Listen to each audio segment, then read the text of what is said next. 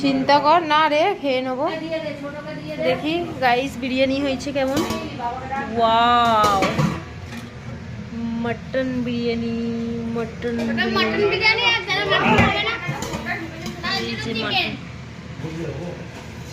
আর যারা, আরে গালে হাত দিয়ে বসে আছে, আর যারা যারা কি সবাইয়ের জন্যই চিকেন মটন দুটো। এই বড় বড় মাংসের পিস অনেক দেরি হবে।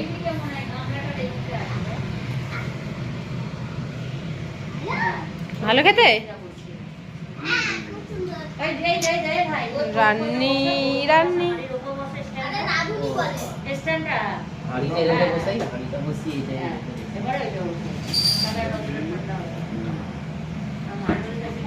মাংস হবে তারপরে খাবে। খেয়ে নে সব। কি গো, মাংস হলে খাবে?